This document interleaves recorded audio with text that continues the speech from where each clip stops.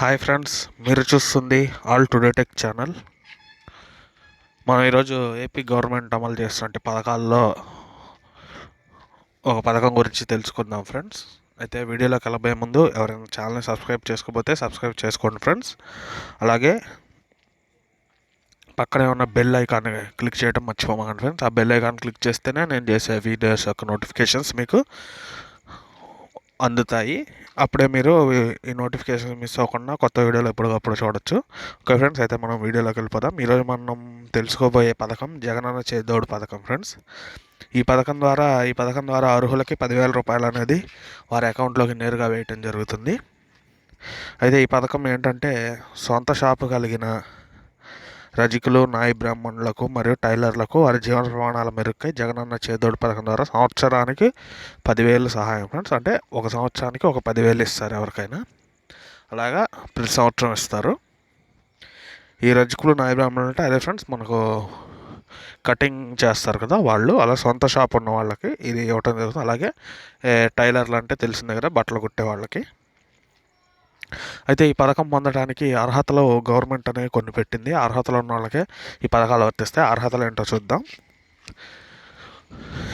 ఈ పథకం ద్వారా లబ్ధి పొందాలంటే గ్రామీణ ప్రాంతాల్లో ఉండే వాళ్ళకైతే నెలకు 10,000 లోపు 10,000 రూపాయలకు మించి ఆదాయం ఉండకూడదు. అలాగే పట్టణ ప్రాంతాల్లో ఉండే వాళ్ళకి 12,000 కంటే తక్కువ ఉండాలి, 12,000 కంటే ఎక్కువ అయితే ఉండకూడదు.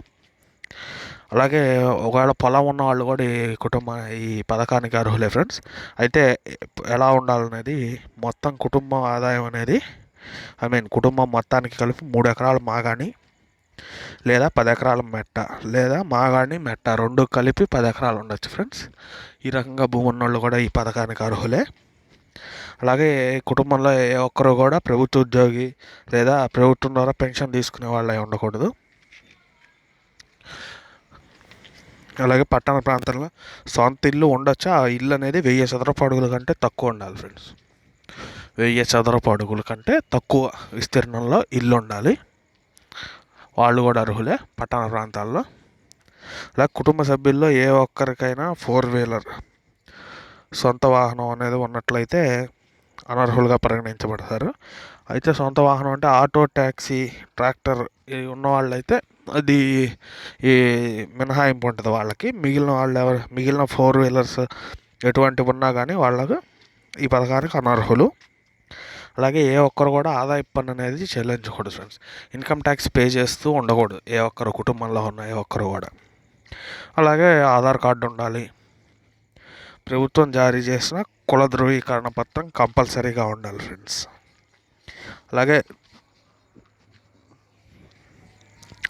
షాపులో ఉన్న టైలర్లు అనగా అన్ని కులాలకు చెందినవారు టైలరింగ్ వృత్తిపైనే అనగా ప్రధాన వృత్తిగా స్వీకరించి దానిపై పూర్తిగా ఆధారపడి జీవనోపాధి చేస్తున్న వారు మాత్రమే అర్హులు. అంటే ఓన్లీ టైలరింగ్ చేసేవాళ్ళు టైలరింగ్ చేస్తూనే ఉండాలి ఫ్రెండ్స్. అంటే కొంతమంది ఏంటంటే ప్రైవేట్ జాబ్స్ అవి చేస్తూ ఈవినింగ్ టైము, మార్నింగ్ టైం, ఖాళీ టైంలో టైలరింగ్ చేస్తూ ఉంటారు. అలా కాదు, టైలరింగ్ అనేది వాళ్ళ ప్రధాన ఆదాయ వనరుగా ఉండాలి. అలాంటి వాళ్ళే అర్హులు. అలాగే షాపు కలిగి దాన్నే జీవనాధారంగా వృత్తి చేసుకుంటున్న రజకులు మరియు నాయ బ్రాహ్మణుల సంబంధిత కుల ధృవీకరణ పత్రం కలిగిన వారు అర్హులు. అదే టైలరింగే కాదు, ఇందులో కూడా నాయ బ్రాహ్మణులు, రజకుల్లో కూడా అదే ప్రధాన ఆదాయ వనరుగా ఉండాలి వాళ్ళకి. వాళ్ళు అర్హులు. ఇలాగా అర్హతలు ఉన్నవాళ్ళే కాకుండా ఒకవేళ ఇలా అర్హతలు ఉండి జాబితాలో పేరు లేని వారు, లేదంటే కొత్తగా దరఖాస్తు చేసుకునే వాళ్ళు ఎలా చేసుకోవాలనేది ఇప్పుడు చూద్దాము. జాబితాలో పేరు లేని వారు, అర్హత కలిగిన వారు కుటుంబ సభ్యులందరి ఆధార్ కార్డుతో పాటు, అంటే వీళ్ళకి పథకం రాని వాళ్ళు, అర్హత ఉండి కూడా ఉన్నవాళ్ళు ఏం చేయాలంటే కుటుంబ సభ్యులు అందరూ అంటే మనకు రేషన్ కార్డులో ఎంతమంది పేర్లు అయితే ఉంటాయో ఒక రేషన్ కార్డును ఒక కుటుంబంగా పరిగణిస్తారు ఫ్రెండ్స్. కాబట్టి రేషన్ కార్డులో ఎంతమంది పేర్లు అయితే ఉన్నాయో వాళ్ళందరూ ఆధార్ కార్డుని తీసుకొని వార్డు సచివాలయాలు ఉంటాయి కదా, సచివాలయంలో కానీ లేదా మీ దగ్గరకు వస్తారు కదా వాలంటీర్లు, వాళ్ళకైనా కానీ వాళ్ళ ద్వారా కానీ దరఖాస్తు చేసుకోవచ్చు.